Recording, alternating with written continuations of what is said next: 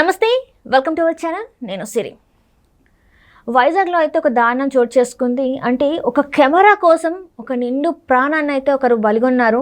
ఇంతకీ ఆ కథ ఏంటి, దాని వెనకాల ఉన్న అసలు ఎందుకు తను ఆ హత్య చేయాలనుకున్నాడు, ఎందుకు చేశాడు, సో ఈ కథని మనకి వివరించడానికి మనతో పాటు ఉన్నారు ప్రముఖ సినీ క్రిటిక్ దాసరి విజ్ఞాన్ గారు. నమస్కారం. నమస్తే సార్, ఇప్పుడు చూస్తుంటే వైజాగ్లో ఒక యువకుడు అయితే ఒక కెమెరా అంటే ఫోటోగ్రాఫర్ని హత్య చేశాడు. అసలు ఎందుకు ఆ హత్య చేశాడు అంటే తర్వాత 3 days తర్వాత దొరకడం జరిగింది. అసలు ఇది ఎలా జరిగింది ఏంటి అసలు?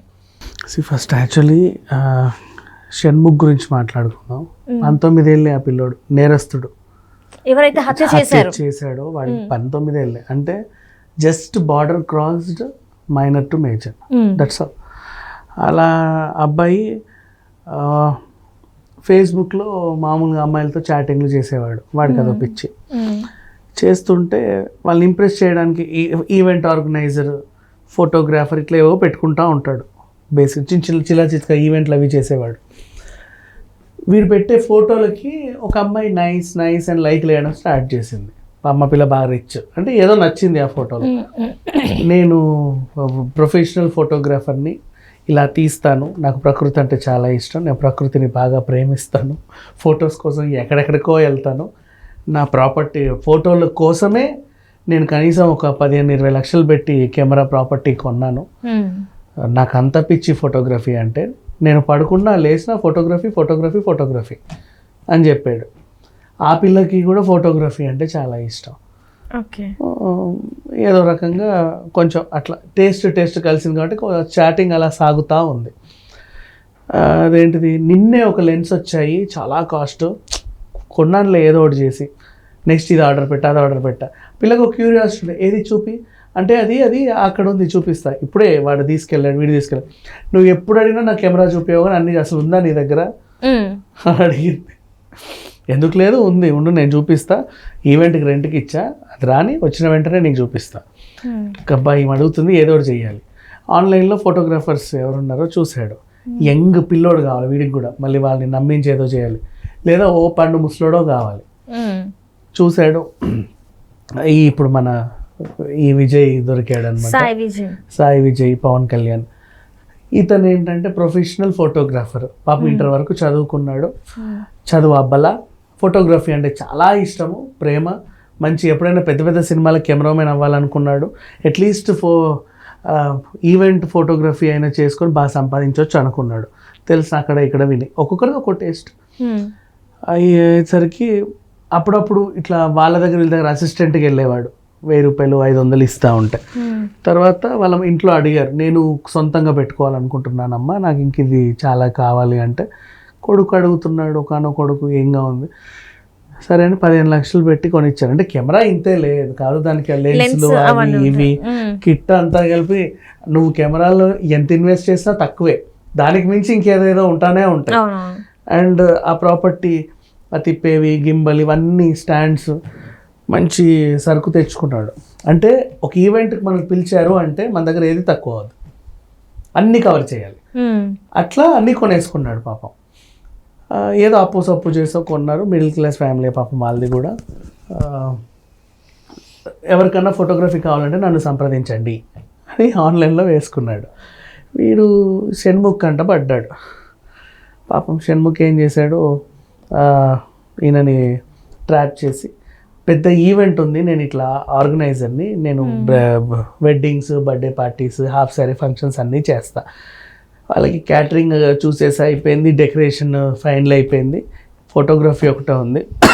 కానీ ఫోటోగ్రఫీ ముందు కావాలి, ప్రీ వెడ్డింగ్ షూటు ఇవన్నీ ఉంటాయి మాకు, నువ్వు ఎంత తీసుకుంటావో చెబితే నేను మాట్లాడతా.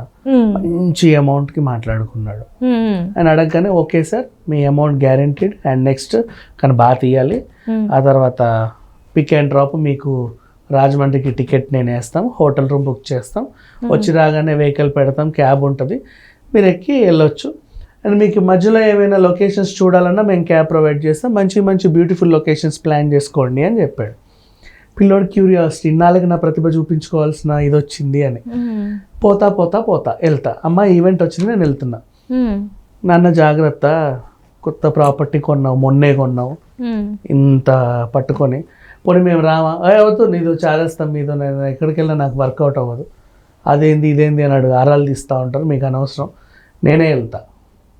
సరే జాగ్రత్త, ఎక్కడికి వెళ్తున్నావో చెప్పు, నువ్వు మళ్ళీ క్యాబులు ఆటోలు ఎక్కుతూ ఉంటావు, ఏదైనా బ్యాగు మర్చిపోయావు అనుకో మళ్ళీ వాళ్ళు ఆ ఊరుగానూరులో ఎక్కడన్నా ఎతుకుతావు, ఏదైనా కారు ఎక్కినా ఆటో ఎక్కినా ఫోటో తీసి పెట్టుకో, మళ్ళీ ఏమన్నా అయినా దగ్గరలో పోలీస్ కంప్లైంట్ ఇస్తేనో లేకపోతే వాళ్ళకైనా సంప్రదిస్తే నీకు తెచ్చిస్తారు. ఊరుగానూరు వెళ్తున్నావు జాగ్రత్త నాన్న, ప్రాపర్టీ పట్టుకొని వెళ్తున్నావు జాగ్రత్త, 1కి 10 సార్లు చెప్పాను. ఈ అబ్బాయికి కూడా ఇక ఎంత కాదన్నా వచ్చేంత వరకు సరే సరే బాయ్ బాయ్ బాయ్ బాయ్ అని అన్నా కూడా ఊరుగానూరులో దిగేటప్పుడు తల్లిదండ్రులు గుర్తొస్తారు కదా, అబ్బా అవును అమ్మ చెప్పింది కరెక్టే, ఎందుకైనా మంచిది తీసుకుందాం, సార్ రండి సార్ దిగండి సార్, అదో క్యాబ్ రెడీ, నేను నా పేరు షణ్ముఖ్, ఇతను నా ఫ్రెండ్ వినోద్, ఎక్కండి, ఇచ్చివ్వండి సార్ డిక్కీలో పెడతా, ఆ డిక్కీలో వద్దు నేను పట్టుకుంటాలే, సరే ఏదో ఒకటి చేద్దాం, వీడు చూసి అని ఎందుకైనా మంచిదిలే తీసుకుందాం అని చెప్పి క్యాబ్ ఫోటో తీసి వాళ్ళ అమ్మకి పంపాడు. ఇన్ కేస్ నా ఫోన్ ఒకవేళ కలవకపోయినా ఇతనమ్మ షణ్ముఖ్ నన్ను ఎక్కించుకుంది అని ఆ షణ్ముఖ్ నెంబర్ కూడా పెట్టాడు. ఇంకా అది అయిపోయింది. వీళ్ళు తీసుకెళ్ళారు. చూడండి సార్ మంచి మంచి లొకేషన్స్, ఇక్కడ బీచ్లు బాగుంటాయి, పెద్ద పెద్ద సినిమాలు, ఉప్పెన సినిమా కూడా ఈ పక్కనే జరిగింది, ఇటు అదే ఉప్పాడ దగ్గర బాగా బోల్డ్ సినిమాలు అన్నీ ఇక్కడిక్కడే అవుతూ ఉంటాయి, మీకు తెలియదు. కాకినాడ, ఈ రాజమండ్రి, యానాం ఉంటుంది, అవి ఏవో చెప్పుకుంటూ కబుర్లు చెప్పుకుంటూ వెళ్ళడం. ఈ అబ్బాయికి బీచ్ కొత్త ఏం కాదు, తను ఉంది వైజాగే, ఏం కొత్త కాదు, కాకపోతే ఏదో ఒక్కొక్క లొకేషన్లో ఒక్కో వింత. వెళ్తూనే ఉన్న తర్వాత ఇసుకలు దిబ్బల్లోకి తీసుకెళ్లారు. ఇక్కడ ఇదంతా ప్లాను, ఆ ప్లాను ఈ ప్లాను, దిగేసి పాపం అతన్ని మూసేసి 2 కాళ్ళు చేతులు పట్టుకొని కొట్టి చంపేశారు. అంటే ఇక అబ్బాయిది చిన్న వయసే, 23 years అని చెప్పేసి, చంపినోడిది 19. ఇక వినోద్ అనేవాడు ఇంకా దొరకల కాబట్టి వాడి వయసు ఎంతో తెలియదు, వాడి మొహం కూడా తెలియదు, వాడు ఇప్పటికీ ఫరారీలోనే ఉన్నాడు. చంపేసి ఆ ఇసుకలో పూర్తి చేశారు. కెమెరా దొరికింది, పట్టుకొని వెళ్ళిపోయాడు. ఇక పిల్లి పంచుకోవాలి. వీడి వరకు ఏంటంటే జస్ట్ ఆ పిల్లకి 1-2 సార్లు చూపిస్తే చాలు, తర్వాత ఇవి మన ఇద్దరం పంచుకొని అమ్ముకుందాం, ఏమైనా చేసుకుందాం వాటర్. అఫ్ కోర్స్ వాడు 1500 లక్షలకు కొన్నాడు, ఆ విషయం ఈయనకు తెలియదు. వీడు దాన్ని 5 లక్షలకు అమ్మొచ్చు, 5,000కే అమ్మొచ్చు, 50,000కి కూడా అమ్మొచ్చు, చెప్పలేదు, తనకి ఆ వాల్యూ కూడా తెలియదు కదా. సో అది వ్యవహారం వీళ్ళది. మొత్తానికి అయితే ఇంట్లో కెమెరా ఏదో చేశారంటే భయం ఉంటుంది కదా, ఆ వినోద్ వెళ్ళిపోయాడు, పారిపోయాడు. ఈయన వెళ్ళి ఆ ఇంట్లోకి వెళ్ళి ఆ కెమెరా సెటప్ అంతా పెట్టి లాక్ వేసేసి అక్కడ నుంచి ఫరారీ. నెక్స్ట్ అన్నవరం ఎక్కడికో పారిపోయాడు. 3 రోజులు గడిచింది. అప్పటికి కొడుకు నుంచి ఫోన్ లేదు. ఆ నెంబర్ కాల్ చేస్తే ఆ నెంబర్ స్విచ్ ఆఫ్ వస్తుంది, ఎవరిదో నెంబర్ ఇచ్చాడు.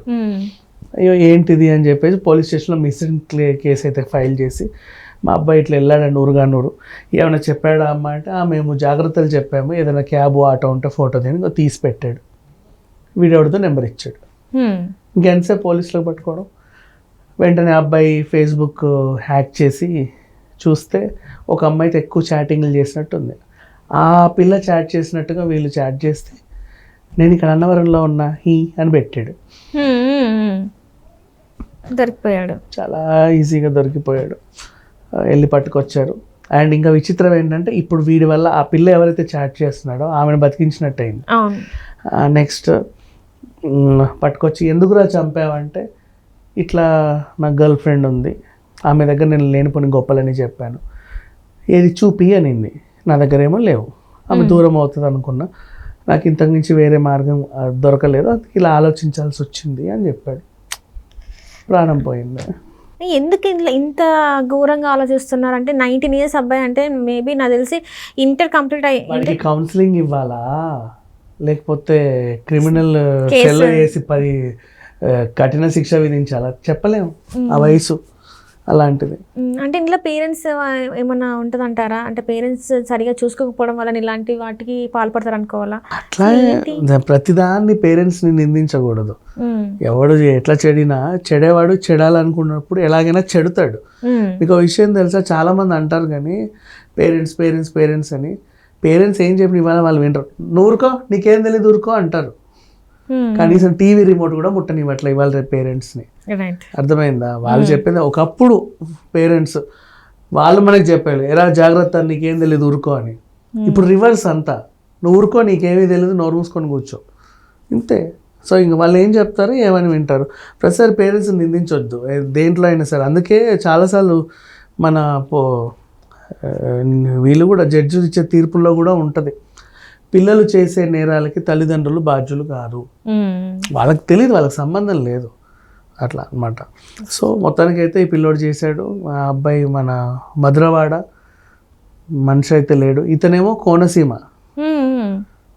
ఏంటో వీళ్ళు ఆ అబ్బాయిని ఎందుకు ట్రాప్ చేశాడు, ఎందుకు వచ్చాడు, ఎలా జరిగింది. జస్ట్ బికాస్ ఆఫ్ ఒక కెమెరా కోసం ఇంత దూరం వచ్చి దాన్ని చంపడం జరిగిందా? ఈవెంట్ ఉందని ఆశపడ్డాడు అంతే, లేదు ఈవెంట్ లేదు, ఏమీ లేదు. సో ఈ కేసు ఆ అబ్బాయిని అయితే రిమాండ్కి తరలించారు.